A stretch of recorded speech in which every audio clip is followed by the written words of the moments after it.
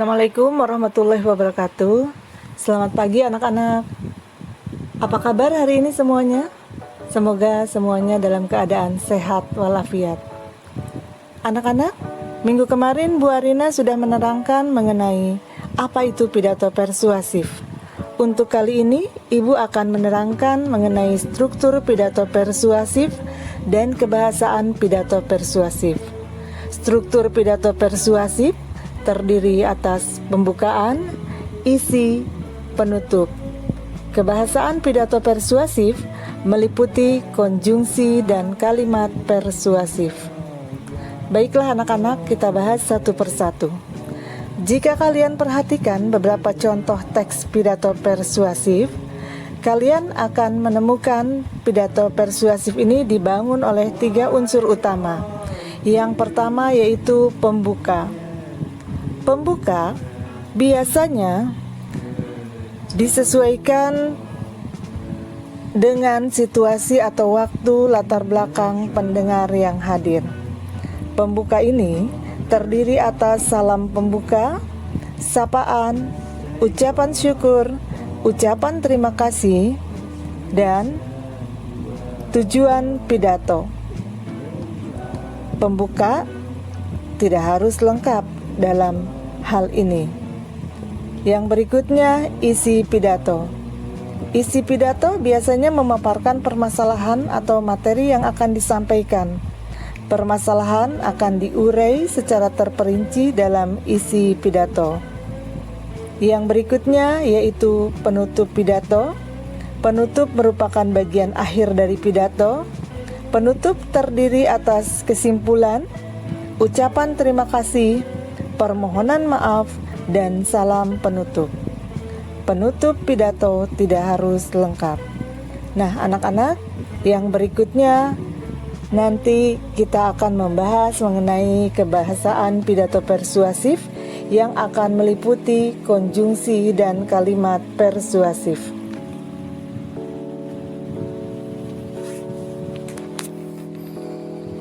Anak-anak, di dalam kebahasaan pidato persuasif biasanya meliputi konjungsi dan kalimat persuasif. Adapun konjungsi yaitu kata yang digunakan untuk menghubungkan satu unsur dengan unsur lain. Konjungsi biasa disebut juga dengan kata penghubung. Adapun macam-macam konjungsi, di sini ada konjungsi koordinat. Koordinatif yaitu konjungsi yang menghubungkan 2 unsur kalimat atau lebih yang kedudukannya sederajat atau setara. Nah, contohnya yang termasuk konjungsi koordinat ini biasanya ada yang menerangkan untuk penghubung penambahan seperti dan, serta, kemudian ada penghubung pemilihan misalnya atau, ada penghubung perlawanan misalnya tetapi, kemudian ada penghubung pertentangan misalnya kata yang biasa digunakan sedangkan atau meskipun dan lain-lain. Adapun konjungsi subordinat adalah konjungsi yang menghubungkan 2 unsur kalimat atau klosa yang kedudukannya tidak sederajat. Jadi ini berlawanan dengan yang koordinatif. Adapun penghubung yang biasa digunakan misalnya seperti kata yang, agar, supaya, jika, bila, kalau, asalkan, dan masih banyak yang lainnya. Yang berikutnya ada konjungsi korelatif, yaitu kata hubung yang dapat menghubungkan 2 kalimat sekaligus. Nah, ini bisa berupa klosa atau lebih menjadi 1 kalimat. Contoh misalnya, mobil itu melaju sedemikian sehingga sangat kencang. Nah, kata sedemikian itu termasuk konjungsi korelatif. Yang berikutnya yaitu antar kalimat. Biasanya ini konjungsi ini dihubungkan antar kalimat. Kalimat persuasif adalah kalimat yang berisi ajakan, bertujuan untuk mempengaruhi pembaca atau pendengar untuk melakukan sesuatu sesuai dengan kehendak penulis atau pembicaranya.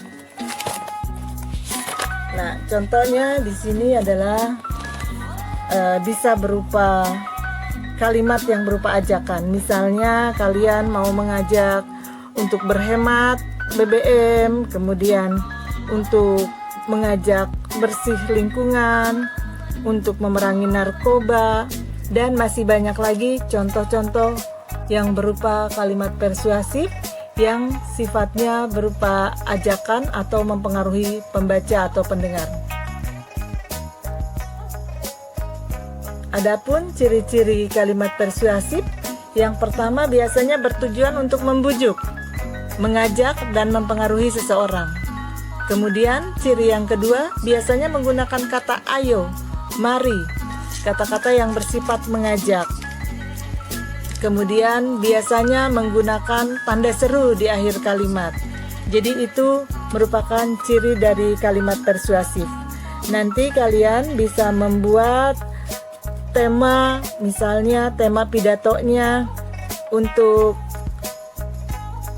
remaja unggul, misalnya mengajak supaya tahu bagaimana menjadi remaja yang unggul, atau mengajak supaya kaum muda tidak merokok atau memerangi narkoba, atau misalnya ajakannya itu supaya anti tawuran. Nah, masih banyak lagi. Kalian bisa mempengaruhi di dalam pidato persuasif ini untuk hal-hal yang positif. Anak-anak, untuk pembahasan kali ini Ibu cukupkan sampai di sini dulu. Minggu berikutnya nanti Bu Arina akan menyampaikan materi yang sama, pidato persuasif. Selamat mencoba untuk membuat pidato persuasif.